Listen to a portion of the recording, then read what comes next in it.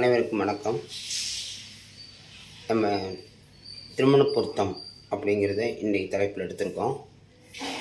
பாகம் 40 திருமணம் எப்பொழுது நடக்கும்ன்ற ஆண் ஜாதகத்துக்கு நம்ம பதில் சொல்லியிருந்தோம். அதே ஜாதகம் தான் இது. பெண் ஜாதகம் அவங்க கொடுத்துருக்காங்க. இந்த பெண் ஜாதகத்தின் வலதுபுறம் போட்டிருக்கேன், இடதுபுறம் ஆண் ஜாதகம் இருக்குது. ஓகேங்களா? சரி. வெளிப்புறம் சின்ன சின்ன எழுத்துக்களாக இருப்பது நவாம்சம், அதை பார்த்துக்கோங்க. உங்களுக்கு நடுவில் பிறந்த தேதி, நேரம், நட்சத்திரம் எழுதியிருக்கேன். ஓகேங்களா? சரி. இந்த பெண் ஜாதகத்தில் பார்த்துடலாம். முதல்ல சின்ன ஒரு விவரத்தோடு போயிடலாம். 19/1/1998 10 மணி 2 நிமிஷத்துக்கு பிறந்திருக்காங்க காலையில். அஸ்த நட்சத்திரம் 3ஆம் பாதம். பெண் ஜாதகம். லக்னம் பார்த்திங்கன்னா லக்னத்திலே கேது இருக்கார், செவ்வாய், குரு.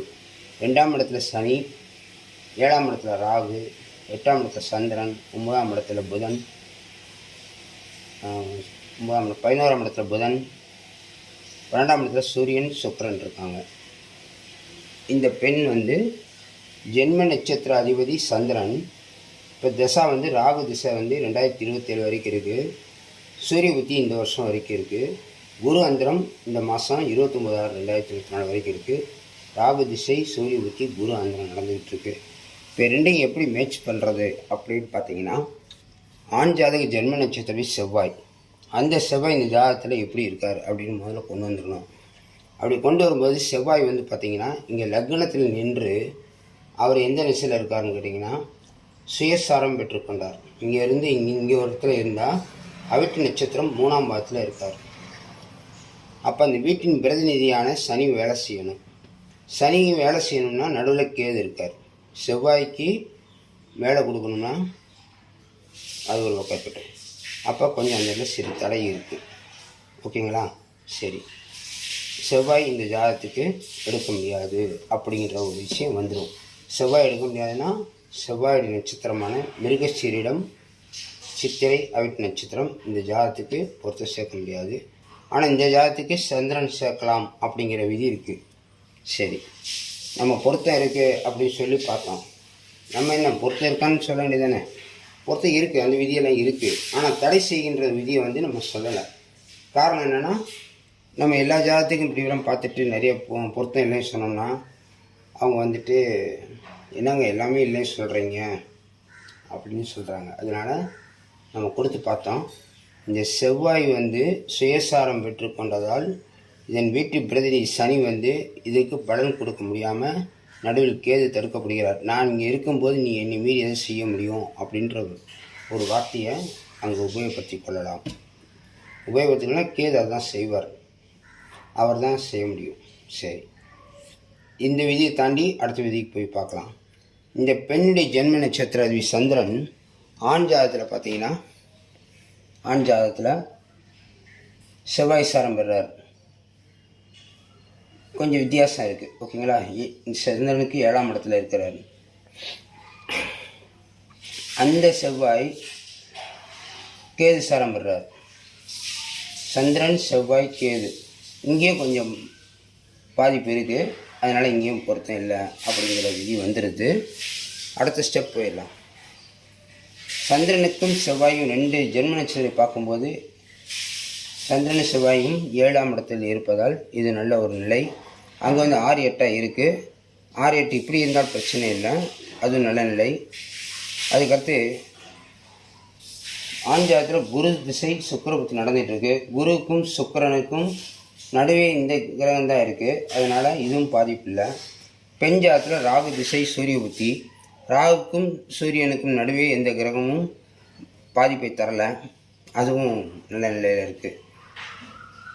இப்போ 2 பேருடைய தசாநாதர்களை பார்த்து சேர்த்தோம்னா குருவும் ராகுவும் அப்படின்னு பார்த்தீங்கன்னா, குரு இங்கே இருக்கிறாரு, குரு ராகு இங்கே 2 இடத்துல இருக்காங்க. குரு ராகு நடுவில் சூரியன் இருக்கார். இருந்தாலும் தடை செய்ய மாட்டார், ஏன்னா நல்ல நிலையில் இருக்கார்.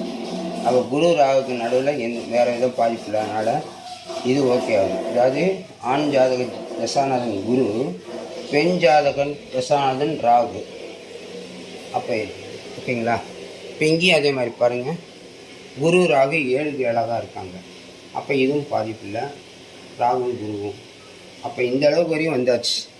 நடுவிலேயே தடை செய்து முதல் ஸ்டார்டிங்லேயே செவ்வாய் வந்து சுயசாரம் பெற்று கொண்டதால் அதன் பிரதிநிதியான சனி வந்து இங்கே உதவி செய்யலாம்னா உதவி செய்ய தடை செய்கிறார் அப்படிங்கிற நிலையில் இருக்கிறனால அப்போ செவ்வாய் நட்சத்திரம் இந்த ஜாதத்துக்கு எடுக்க முடியாது அப்படிங்கிற நிலை இருக்குது. அதனால் பொருத்தம் இல்லை அப்படிங்கிற விதி அந்த இதில் இருக்குது. இவராக பொருத்தம் பார்த்தோம்னா கண்டிப்பாக கணவன் ஒற்றுமை, பிரச்சனைகள் இதெல்லாம் தவிர்த்து வாழ்க்கையில் சந்தோஷம் இதெல்லாம் கிடைக்கும். ஓகேங்களா, குழந்தை பாக்கியம் கூட கிடைக்கும். இந்த மாதிரி இதெல்லாம் தவிர்த்தோம்னா இதை பார்க்காம நம்ம வந்து ஷார்ட்டாக வந்து 10 பொருத்தம் பார்த்தீங்கன்னா கண்டிப்பாக நான் சொல்ல தேவையில்லை. அந்தளவுக்கு இன்றைக்கி சமுதாயத்தில் இது போன்ற உங்கள் ஜாதகம் பொருத்தம் பார்க்கணுன்னா என்னுடைய நம்பர் வந்து கீழே வாட்ஸ்அப் இந்த போர்ட்லேயே இருக்குது. வாட்ஸ்அப் நம்பரில் ஜாதகத்தை அனுப்புங்க. ஒரு ஜாதகம் பொருத்தம் பார்க்க 200 ரூபாய் தான். இந்த வீடியோ பிடிச்சிருந்துச்சுன்னா உங்கள் நண்பர்களுக்கு ஷேர் பண்ணுங்கள்.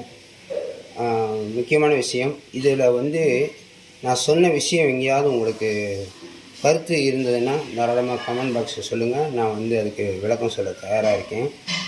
ஓகேங்களா, இது எப்படி சொல்கிறீங்க, இல்லை வேறு ஏதாவது சொல்ல வர்றீங்களா அப்படின்னு கேட்டிங்கன்னா இது என்ன பாதிப்பு தரும், நீங்கள் பார்த்த விஷயத்தில் எப்படி பார்க்குறீங்க அப்படிங்கிற விஷயத்த கூட நீங்கள் சொல்லலாம் தாராளமாக. ஆனால் முக்கியமாக வந்து பார்த்திங்கன்னா இந்த செவ்வாய் வந்து இங்கே வந்து உள்ளே வர முடியாது, செயல்பட முடியாத நிலைமையில் இருக்கிறனால இந்த ஜாதகத்துக்கு மிருகசீரிஷம், சித்திரை, அவிட்ட நட்சத்திரம் சேர்க்க முடியாது. முக்கியமான விஷயம் அதுதான். ஓகேங்களா, மீண்டும் அடுத்த வீடியோவில் சந்திப்போம். நன்றி, வணக்கம்.